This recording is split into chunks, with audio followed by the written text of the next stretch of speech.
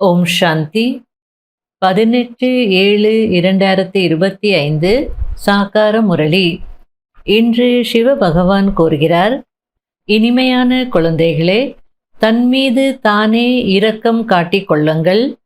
பாபா என்ன ஸ்ரீமத் கொடுக்கிறாரோ அதன்படி நடந்து சென்று கொண்டே இருங்கள். பாபாவின் ஸ்ரீமத், குழந்தைகளே, நேரத்தை வீணாக்காதீர்கள், நேர்மறையான காரியங்களை செய்யுங்கள் என்பதாகும்.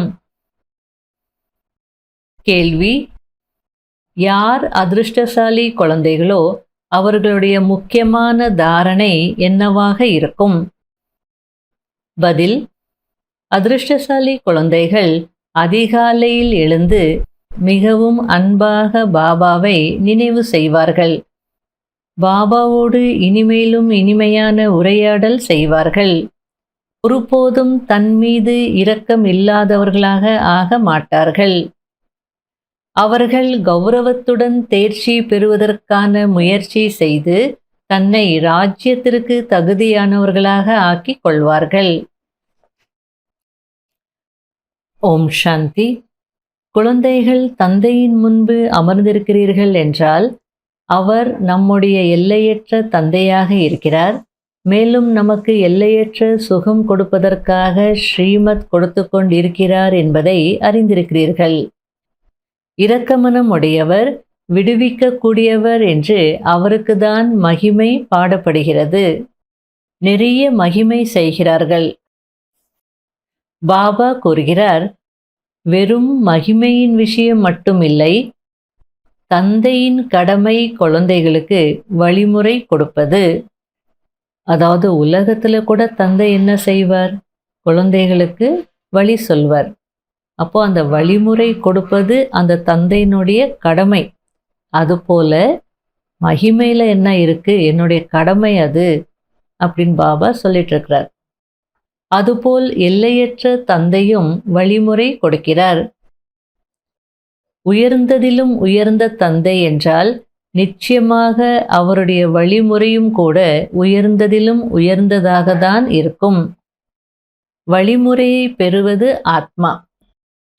உலகத்துல ஷரீரமுடையவர் ஷரீரமுடைய அவருடைய குழந்தைகளுக்கு வழி சொல்வாங்க.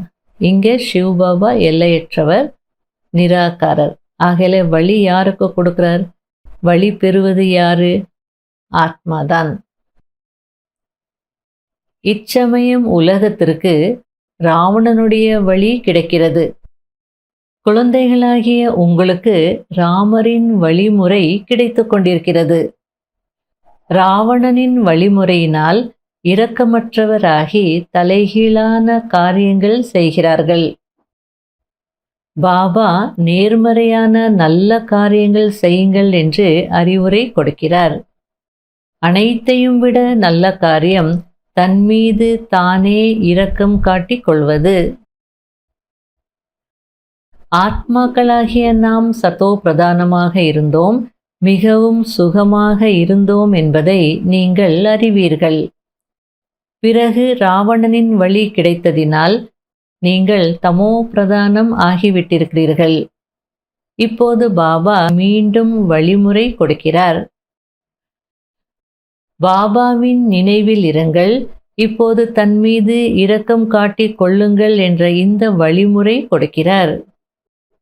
மற்றபடி பாபா இரக்கம் காட்டுவதில்லை. பாபாவோ இப்படி இப்படி செய்யுங்கள் என்று ஸ்ரீமத் கொடுக்கிறார். தன்மீது தானே இரக்கம் காட்டிக் கொள்ளுங்கள். தன்னை ஆத்மா என்று உணர்ந்து தன்னுடைய பதித பாவனர் தந்தையை நினைவு செய்யுங்கள். அப்போது நீங்கள் தூய்மையாகி விடுவீர்கள். அதாவது பாபா என்ன சொல்லிட்டு இருக்கிறார் அப்படின்னா, நான் யாருக்கும் இரக்கம் காட்ட மாட்டேன். இப்படி இப்படி செய்யுங்கன்னு நான் ஸ்ரீமத் கொடுக்குறேன். நீங்க உங்க மீது இரக்கம் காட்டிக்கணும். அப்படின்னா நான் கொடுக்குற ஸ்ரீமத் படி நடக்கணும். தந்தையை நினைவு செய்யணும், தூய்மையாகணும்.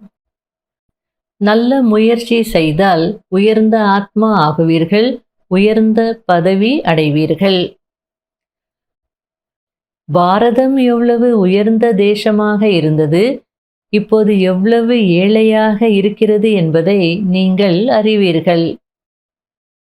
கிறிஸ்துவர்கள்தான் பாரதத்தை ஆக்கிரமித்து விட்டார்கள். அதாவது பாரதத்தினுடைய கஜானாவையே காலி பண்ணிட்டாங்க. இப்போது மீண்டும் டிராமாவின் அனுசாரம் அவர்கள் தங்களுக்குள் சண்டை போட்டுக் கொள்கிறார்கள். வெண்ணெய் குழந்தைகளாகிய உங்களுக்கு கிடைக்கிறது. அடுத்தது பாபா, மீரா காட்சியில் கிருஷ்ணரோடு நடனம் ஆடினார். அது பக்தி மார்க்கம். இங்கே பக்தி மார்க்கத்தின் விஷயம் கிடையாது. நீங்களோ சொர்க்கத்திற்கு சென்று நடைமுறையில் ராஜ்யம் செய்வீர்கள். இச்சமயம் குழந்தைகளாகிய உங்களுக்கு குறிக்கோளினுடைய காட்சி கிடைக்கிறது. அதாவது மீராவுக்கு கிருஷ்ணனோட டான்ஸ் ஆடுற மாதிரி எல்லாம் காட்சி கிடைக்குமா? அதுக்கு பாபா புரிய வச்சிட்டு இருக்கிறார். அது பக்தி மார்க்கம் இல்லையா, அங்க குறிக்கோள் இல்லை, ஆகையில அவங்களுக்கு காட்சி கிடைக்கும். ஆனா இங்க உங்களுக்கு குறிக்கோளின் காட்சி கிடைக்குதுன்றார். இப்படிதான் நீங்க மாறணுன்ற காட்சி உங்களுக்கு இருக்கு, முயற்சி செய்யணும். அதாவது இதுபோல் ஆகப் போகிறோம் என்பதை அறிவீர்கள். குழந்தைகள் மறந்து விடுகிறீர்கள். ஆகையால் இந்த பேட்ஜ் கொடுக்கப்படுகிறது. இப்போது நாம் எல்லையற்ற தந்தையின் குழந்தைகளாக ஆகியிருக்கிறோம். எவ்வளவு குஷி இருக்க வேண்டும். அடுத்தது பாபா உலகத்தினுடைய ஒரு சினாரியோ காட்டுறார், ஒரு காட்சியை காட்டுறார். உலகத்தில் குழந்தைகள் தாயையும் கணவன் மனைவியையும் கொல்வதற்கு தயங்குவதே இல்லை. ஒருவர் மற்றவரை வெட்டி கொண்டே இருக்கிறார்கள். தந்தையிடம் அதிகமாக பணம் இருக்கிறது என்று மகன் பார்க்கிறான். தந்தை கொடுக்கவில்லை என்றால் அவரை கொல்வதற்கும் தாமதிப்பதில்லை. எவ்வளவு மோசமான உலகம்! இப்பொழுது நீங்கள் என்னவாக ஆகிக் கொண்டிருக்கிறீர்கள்? அப்பப்போ இப்படி கம்பேர் பண்ணி நம்மளை உயர்வா சொன்னால்தான் நம்முடைய முயற்சியிலையும் வேகம் வரும் அப்படின்னு சொல்லி, உலகம் அப்படி இருக்கு, நீங்க பாருங்க என்னவாக ஆயிட்டு இருக்கீங்க அப்படின்னு ஏத்துறார். நீங்களோ பதித்த பாவன தந்தையே, வந்து எங்களை தூய்மையாக்குங்கள் என்றுதான் சொன்னீர்கள். உலகத்தின் எஜமானராக்குங்கள் என்று சொல்லவில்லை. ஆனாலும் பாபா வந்து தூய்மையாக்கி அந்த ராஜ்யத்திற்கு எஜமானர்களாக ஆக்கிட்டு இருக்கிறார். யாருக்கு மலராகுவதற்கான பாகம் இல்லையோ அவர்களுக்கு எவ்வளவுதான் புரிய வைத்தாலும் ஒருபோதும் ஏற்றுக்கொள்ள மாட்டார்கள். நான் ஞான யஜ்யத்தை படைக்கிறேன், அதில் அநேக விதமான தடைகள் ஏற்படுகிறது என்று பாபா கூறுகிறார். 3 அடி நிலம் கூட கொடுப்பதில்லை. இப்போ பரவாயில்ல, முந்தையெல்லாம் சென்டர் ஓப்பன் பண்ணணும், ஒரு வாடகை வீடு தேடணும்னு அவ்வளோ கஷ்டமா இருக்கும். நீங்கள் பாபாவின் வழிப்படி நினைவு செய்து தூய்மையாகிறீர்கள்.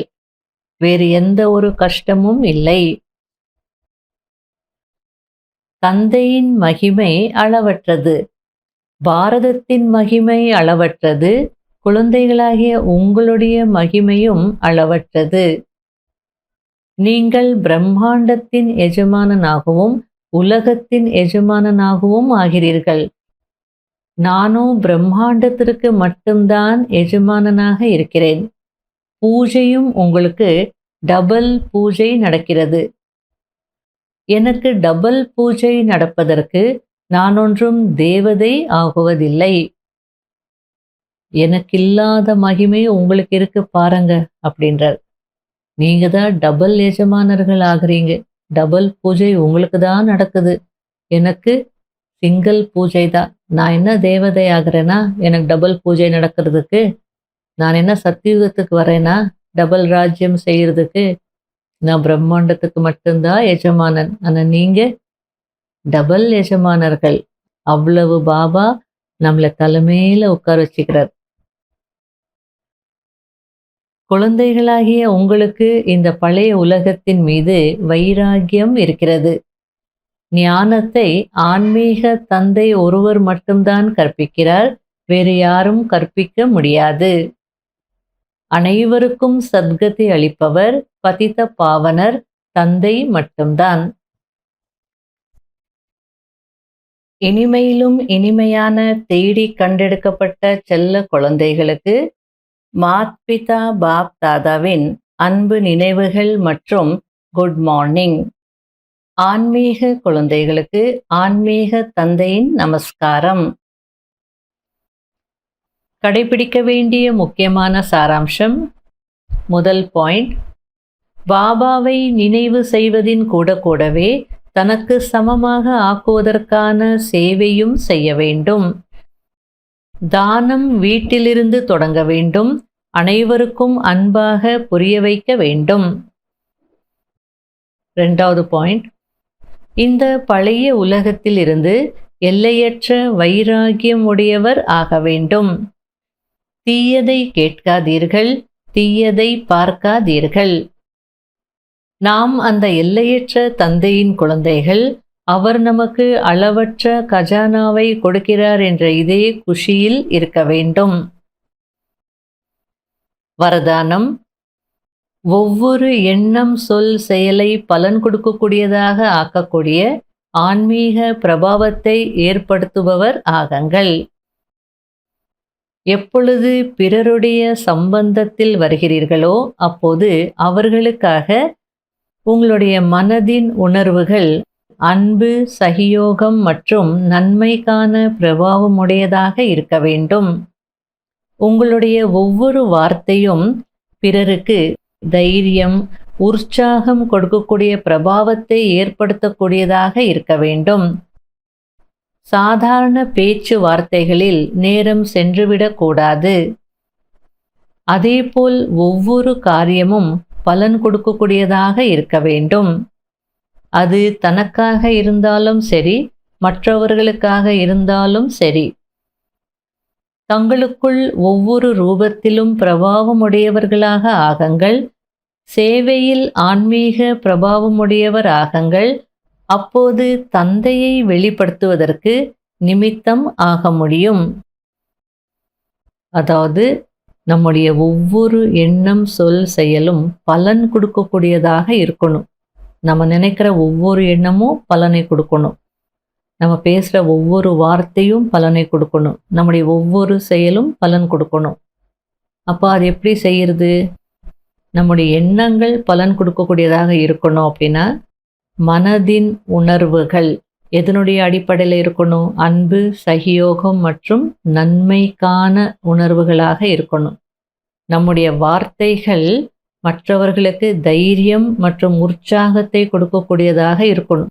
அந்த பிரபாவத்தை ஏற்படுத்தணும். சாதாரணமாக பேசியே நேரத்தை வீணாக்கிடாதீங்க. உங்கள் வார்த்தைகளுக்கு அவ்வளோ சக்தி இருக்கு. ஆகையால் ப்ராப்பராக பயன்படுத்துங்க அப்படின்னு சொல்லிட்டு இருக்கிறார். அதே போல் நம்முடைய காரியமும் பலன் கொடுக்கக்கூடியதாக இருக்கணும். நம்ம என்ன செய்தாலும், அது தனக்காக இருந்தாலும் சரி, பிறருக்காக இருந்தாலும் சரி, நம்ம செய்கின்ற ஒவ்வொரு செயலும் பலன் கொடுக்கக்கூடியதாக இருக்கணும். அப்படி இருந்தால்தான் ஆன்மீக பிரபாவத்தை ஏற்படுத்த முடியும். தந்தையை வெளிப்படுத்துவதற்கு நிமித்தம் ஆக முடியும் அப்படின்னு சொல்லிட்டு இருக்கிறார். ஸ்லோகன்: உங்களுடைய கிரணங்கள் உலகத்திற்கு வெளிச்சம் கொடுத்து கொண்டே இருக்க வேண்டும். அப்படிப்பட்ட சுய சிந்தனை செய்யும் மணி ஆகுங்கள். அவ்யக்த சமிகை: நேரத்தின் அனுசாரம் ஷீதலதா, அதாவது குளிர்ச்சியின் சக்தியின் மூலம் ஒவ்வொரு பிரச்சனையிலும் தன்னுடைய எண்ணங்களின் வேகத்தை, வார்த்தைகளை குளிர்ச்சியானதாக, தைரியமானதாக ஆக்குங்கள். ஒருவேளை சங்கல்பத்தின் வேகம் அதிகமாக இருந்தால் நேரம் அதிகமாக வீணாகிவிடும், கட்டுப்படுத்த முடியாமல் போய்விடும். அதாவது வண்டியில் போகும்போது வண்டியினுடைய ஸ்பீட் அதிகமாக இருந்ததுன்னா வண்டியை கட்டுப்படுத்த முடியாமல் போயிடும் இல்லையா? அதே போல் எண்ணங்களின் வேகம் அதிகமாக இருந்தால் நேரமும் வீணாகும், கட்டுப்படுத்த முடியாமலே போயிடும். ஆகையால் சீதள சக்தியை தாரணை செய்யுங்கள். அப்போது வீணானவைகளிலிருந்து தப்பித்து கொள்வீர்கள். இது ஏன், இது என்ன, இப்படி இல்லை, அப்படி போன்ற எண்ணங்களின் வேகத்திலிருந்து விடுபட்டு விடுவீர்கள். ஓம் சாந்தி.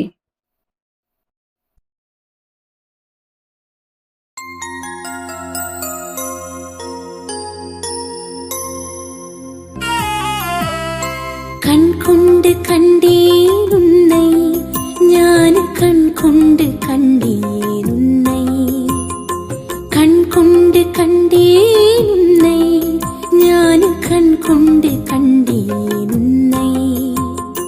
தேனொழுகு இந்தன் முகவரி சொன்னாய், பாலொழுக அன்பு குழந்தாய் என்றாய். மனதின் பாரம் போக்கும் முந்தன் மொழிகள், உள்ளத்தின் சோகம் நீக்கும் ஞான கீதங்கள்.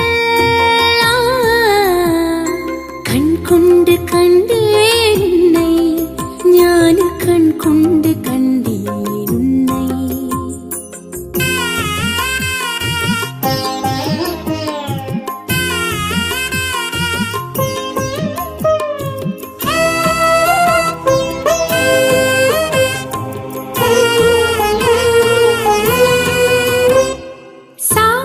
சாட்சியாயிருக்கு கற்றுத் தந்தாயே, போற்றி புகழோடு வாழும் நிலை தந்தாய். சூட்சும உலகமே நம் இல்லம் என்றாயே, காத்தும் கிடக்கிறாய் எனக்காக நீ, நீ, நீ. காத்தும் கிடக்கிறாய் எனக்காக அங்கே நான் வரும் வரை. கண் கொண்டு கண்டேன் உன்னை, ஞான கண் கொண்டு கண்டேன் உன்னை. கண் கொண்டு கண்டேன் உன்னை, ஞான கண் கொண்டு கண்டேன் உன்னை. தேனொழுகு இந்தன் முகவரி சொன்னாய், பாலொழுக அன்பு குழந்தாய் என்றாய்.